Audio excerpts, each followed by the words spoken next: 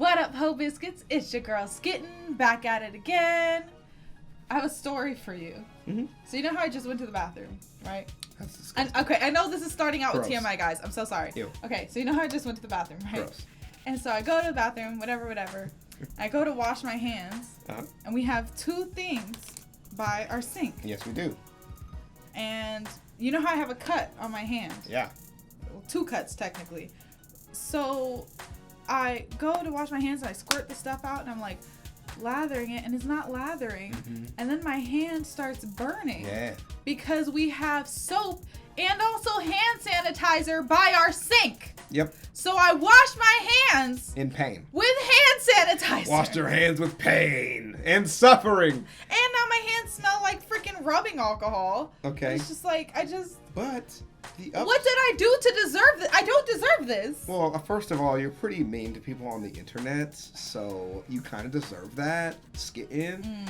But the upside is you get to feel what it's like to be a working woman. You know? The labors of your work, putting together your desk. Picture in background, please. Skitten editor. Put it up there. I will try to put There you go. That's what it's for. Look at that. Look at it. It's amazing if it's back there. It is a very if it's not back there, put a cute puppy. So at least I'm looking at something. Look. So you're not just looking at a green screen. At this. Yes. You fucking did that. But yeah, I injured myself while we were putting together the desk. No, you didn't even, that wasn't even a step. You were just playing with the... No, I was trying to get the thing to go in. And you said go from the bottom. Yeah. And then I went from the bottom, but then I couldn't push it in because of my nails. You know, I can't push it in. Mm-hmm. And so when I tried to push it in, my hand just slipped and on the only dangerous part of the table that we're covering up. We have covers for them. Anywho's, we're here for salmonella. Uh-huh. Oh, go ahead. What's up? I was going to say, somebody was mentioning, Anonymous on our Discord. Yes. By the way, join the Discord if you haven't joined already. You know. But Anonymous on the Discord was like, we need to set up a Skitten watch. Oh, yeah. Because I'm consistently sick and or injuring myself. I was like, time. no, I'm fine. And then a couple days later, I got a sinus infection. Yeah. And then I injured my hand, and then I sneezed and I hurt my rib. And your pinky too. Oh, and I broke my pinky nail off. And then your knee injury that you just healed was yesterday. I scraped up the knee injury. Yeah. What else? I think that's it. Okay. I had a migraine last night. That's not really. I mean, it's not but yeah. So anyway, my life is a tragedy. Yeah, it is. I try to explain to people, why didn't you tell me that? I'm like, I would never stop telling you. That's why. The list goes on and on and on. And she's generally a 6 out of 10. So I don't. Does that hurt?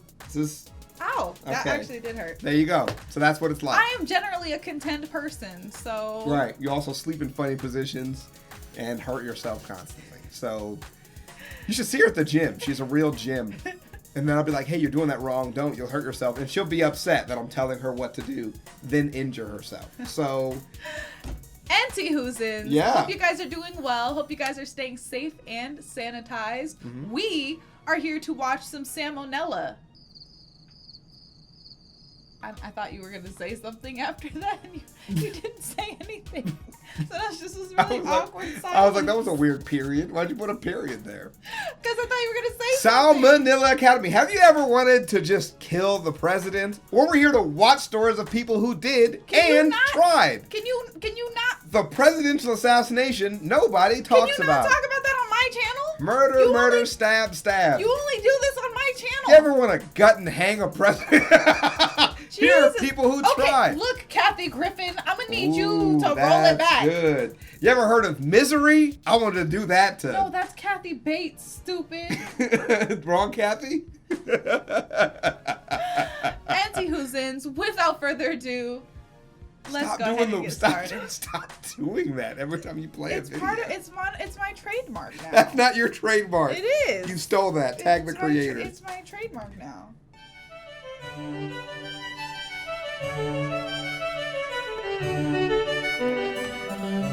Hey kids, John Wilkes Booth, Lee Harvey Oswald, Hitler, all people who gained massive notoriety by killing one of history's famous leaders. But not put Hitler on the list. I'm dead. There are 2 Americans who committed an equally heinous crime as these 3, yet their stories are seldom remembered, mostly because nobody really cares about the presidents they killed. Originally, I was going to talk about both of them, but the video ended up being way too long, so today we'll just stick to, this one, I guess. Charles J. Gitout was a pretty silly guy, and to understand how a guy could be so silly, you gotta start with his youth. Gitout was born in Freeport, Illinois in 1841. His mom had postpartum psychosis and died when he was 7, alongside 3 of his 5 siblings. His dad, meanwhile, was mega religious and made a big point out of instilling those values in his son, often physically. This influence molded Charles into a boy who sought nothing short of total approval from others, and who would react very harshly to any criticism levied upon him. As a teen, he moved to Ann Arbor, Michigan for high school. He tried to get into the University of Michigan, but he goofed on the entrance exam. So he did what anyone in his situation would do and said, well, so much for real life. I'm gonna join a commune. Okay. Dude, Sam is such a brutal man, bro. This guy's a savage, dog. Specifically, he became part of the Oneida community in New York. In some aspects, this place was a pretty run-of-the-mill religious fellowship. From each according to their ability, to each according to their need, yada yada. But there were a couple of things that made it special. First off, they followed a doctrine known as Christian Perfectionism, whereby everyone would strive to live their lives completely free of sin and reach a divine level of perfection while still on Earth. Now, this isn't really unique to Oneida. Why was burgers on that list? Indulgence. Yeah. Not supposed to be eating stuff that's like super fatty and shit like that. But burgers are so good. Dude, Puritanism? You're telling me that something that tastes so heavenly is not of God? Dude, purists would be like, that's the devil talking. The God wants you to eat greens with no seasoning. And it's not cooked, just hard, crunchy green. That's a God's meal. That's terrible. And milk. And milk. Because they believed in milk. But whereas most people would achieve this through staunch discipline and careful self-reflection, these guys would just get together and take turns roasting the shit out of each and every member over any minute flaw they could possibly have. No. Real great for the psyche. They also practiced what was basically an early form of eugenics, where aspiring parents would have to submit an application and be judged by the committee on their moral and spiritual fortitude. If they were allowed to mate, children would be separated from the mom about a year after birth and raised communally in the children's wing. After all, wouldn't want any of those hopelessly flawed toddlers to think they're deserving of any affection whatsoever. Oneida also believed in what they called free love, which meant that anyone could bang anyone at any time, as long as they kept it hetero, and exclusive relationships of any kind were actually frowned upon, which seems like kind of a weird habit for people trying to 100% FC this whole Christianity thing, but whatever. But wait, you're saying, how can you have selective breeding at the same time as extremely unselective breeding? Aha! See, that's where male continence comes in. Under this rule, a pair could go at it for as long as they wanted, with the caveat that the dude's not allowed to nut, pull out or otherwise. That way, it's not a sin. After all, as the Bible says, if the dick don't spit, you must acquit. That's it! We found our thumbnail moment. I don't know if you can put that on. Paradoxically, no such rule existed for the women. In fact, not only did the commune believe in female orgasms, they actually prioritized them, which is like unheard of in the 19th century. They'd even have the middle-aged women of the society train the teen boys in the art of holding in the old pelvic sneeze. That way, there wouldn't be any chance of... What? What's wrong?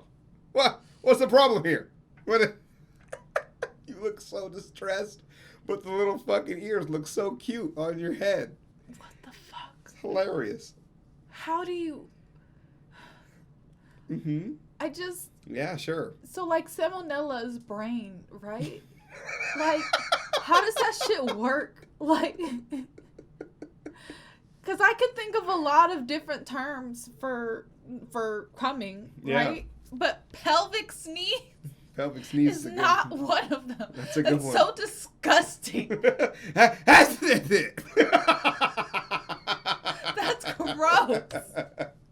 You're not gonna do your interpretation of pelvic sneeze? No. It's just this. No. conception in case the guy goofs up his first few tries. So anyway, young Gitout joins this whole thing, and endured countless blows to his massive yet fragile ego, thinking he's at least gonna get a piece of this communal action. Except, the criticism towards him wasn't just a formality like it was for others. Everyone there genuinely fucking hated him, on account of the fact that he was a raving neurotic narcissist. He never caught a single piece of this allegedly free love, and after a while, they all started calling him Charles Get Out in the hopes that he'd leave. This is real. And after 5 long years of this abuse, Gitout finally got the hint and moved to New Jersey. He tried starting a newspaper themed around the Oneida religion called the Daily Theocrat, except nobody cared, so that failed. He went back to Oneida and tried to sue the place in order to get back pay for all his voluntary unpaid labor while living there, but apparently I'm mad butthurt isn't a valid reason for prosecution, so that went nowhere. Finally he said, well, when your devotion to God has failed you, there's only one path in life left. Time to become a lawyer. He managed to pass an examination to gain admission to the Illinois bar, and subsequently joined a law firm in Chicago at the age of 27, where he met his soon-to-be wife, one Annie Bunn. Of course, Gitout never really got to be a lawyer. He only argued in one actual court case. Most of his time was spent doing bill collection for random clients. This job gave him insight into how debtors think and operate, which allowed him to turn into quite the con man, dodging bills whenever and wherever he saw the opportunity. Even on the job, he'd frequently charge exorbitant contingency fees after the fact, upwards of 75%, and sometimes he'd just keep it all and completely ghost his clients. After all, what are they gonna do? Send another bill collector? Well, it turns out they did, so Gitout and his wife fled to New York. Here he ditched law and started getting into politics. Specifically, he wrote and delivered a speech in favor of Horace Greeley, the 1872 Democratic presidential candidate, and he somehow got it in his head that if Greeley won, his campaign would be so greatly indebted to him that they'd fulfill his desires to be the Minister of Chile, as though a total rando like him could just,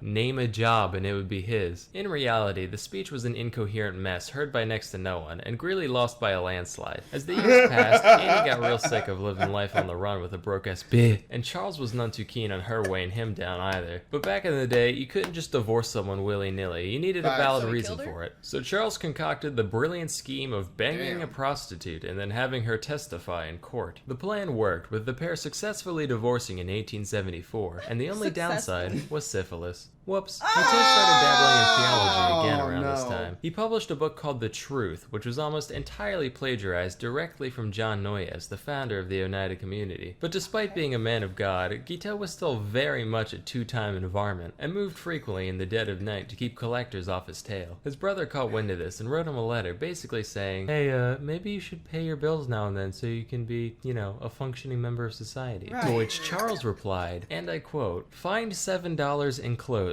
Stick it up your bunghole and wipe your nose on it, and that will remind you of the estimation in which you are held by Charles J. Gitout. Oh, yeah! That's what I'm talking about! Imagine writing that text message to your friend. Holy shit. Cash App you $5. Mind your business, broke bitch. Fucking hate you. Holy shit.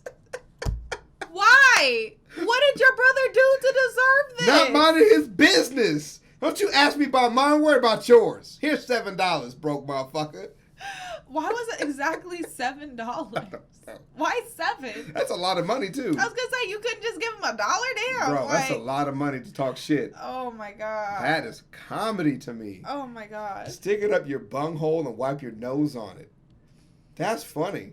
That is funny. God damn. And to his own brother, the madman. Soon after he got arrested, bailed out by his sister, lived with her for a few months, attacked her with an axe, went to DC, rambled about religion to anyone who would listen, moved to Boston, got in a boat accident where everyone in his boat was fine, but everyone in the other one fucking died, took this as a sign from God, moved back to New York, and got back into politics in 1880, this time as a Republican. During this campaign, there were two main factions of Republicans, known as the Stalwarts and the Half-Breeds, which sounds like some Tolkien shit. Wish we had names like that today. Now, Gitout considered himself a stalwart, and in a similar vein to his 1872 venture, he wrote a speech to promote stalwart candidate Ulysses S. Grant, who was shooting for his third term. But before he got a chance to deliver the speech, one James A. Garfield took the candidacy completely out of nowhere, beating out both factions single-handedly. It was like, rats, how am I gonna get power handed to me now? So he literally just scribbled out all the references to Grant and replaced them with Garfield and was like, yep, that'll do. do it. He read this speech all of twice, along with handing out copies to the Republican National Committee. In reality, this really didn't accomplish much, but when Garfield managed to win the election, Gitout was like, "Yes! That was entirely me! Garfield is in my supreme debt as This is so funny. Yeah. It reminds me of that meme where it's like, Yeah. I made this. You made this? Yeah.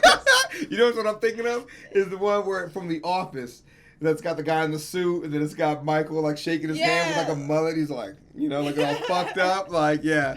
God is my this. witness. He shall make me a consulate in Vienna or Paris or someplace cool like that. He went to DC to await his inevitable appointment, but obviously nothing happened. So he started writing letters. A lot of letters. When that didn't work, he started actually stalking both Garfield and the Secretary of State, James Blaine, intercepting them in hotel lobbies, just being like, "Oh, hey, yeah, it's me, the sole person responsible for your success. Say, how about a consulship?" Alright, you'll get back to me, I get it. Whoa, haha, what a coincidence. Me again. How's that consulship coming? At first they simply ignored him, but eventually Blaine snapped, screaming, "Never speak to me again on the Paris consulship as long as you live."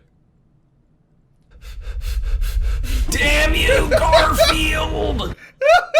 I sense a disturbance in the force. Maybe daylight savings just made Monday an hour longer. Wow, Garfield, that was quite the wisecrack. It's amazing how you manage to keep things fresh year after year. Burn in hell, beige dog. At this point, Gitout completely renounced any faith in the current administration, and after a lifetime of clout chasing met only with disappointment, he decided his only option was straight up going postal. He convinced himself that it was now God's will to remove Garfield from this mortal plane in order to put his stalwart vice president Chester Alan Arthur into power. When he went to buy a revolver, he was given the choice between a wood grip and an ivory grip. He went with the ivory one for no other reason than he thought it would look cooler in a museum, and on July 2nd, 1881, he ambushed Garfield at the Baltimore and Potomac Railroad Station, shooting him twice in the back and mortally wounding him, all because he wouldn't give him a job. Garfield managed to hang on for 11 weeks before finally dying, which sounds like hell. Today's modern physicians actually believe that Garfield could have easily survived the incident if it weren't for doctors digging through him with unsanitized tools. Hey, modern medicine, thanks for not being worse than literally no medicine. It means a lot. But that didn't stop Gitout from being formally charged with murder, and that's exactly what he wanted. Matter of fact, Gitout was over the moon, taking his new nationwide infamy as the fame he always deserved. His trial was just bananas, with Gitout hurling obscenities at just about everyone there, including his own defense team, and formatting his testimony as an epic poem which he recited in full. He even dictated an autobiography to the New York Herald, which, get this, he ended with a personal ad for a nice Christian lady under 30 years of age. What a baller. When the guilty verdict was read, he called everybody there low consummate jackasses, and on June 30th, 1882, Gitout smiled and waved to his adoring fans as he was walked to the gallows, where he recited a repetitive, deranged poem he wrote that morning, which was performed in a high-pitched falsetto voice, since it was written in the point of view of a child. He asked for a full orchestra to play during the reading, which I don't have to tell you that went nowhere, and promptly thereafter, he was hung. When the gallows dropped, people were probably like, "Oh, Jesus, it's finally over. I just came here for a nice little execution. They subject me to all that? Oh, my money back, frankly." So it just goes to show, you can't always get what you want. Unless that thing is getting everyone to hate you, that's extraordinarily easy. But for everything else, you're gonna need a combination of hard work and know-how. While the former must ultimately come from within, there's plenty of resources out there for the latter.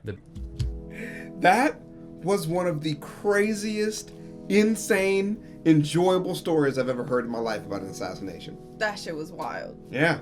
That shit was actually wild. That shit's it's like so... I knew about the assassination the assassination of Garfield, but I didn't know it was like that. They don't tell that part ever. Of course not. I took a presidential studies class where we read some of his speeches that he wrote, and they didn't pepper in the fact that there was a guy out there that murdered him that also wrote speeches that I could have studied. That's how bad the speeches were. They were lost in the annals of history. I wish I would have been able to. Lost in the annals. I wish I would have been able to. I was about to say, I was going to crawl through the annals of history for that paper. I'd have done it if I'd have known. Shrink me down and shoot me in, Johnny. Okay, Ant-Man. That's the guy's name from the movie, right? I don't know. I never watched the Ant-Man movies. I thought I nailed that long-ass reference. Well, I hope you guys enjoyed the video. Don't forget to leave your reaction requests and recommendations down in the comments below. And other than that, peace out, hope biscuits. It's Skittin' Lit.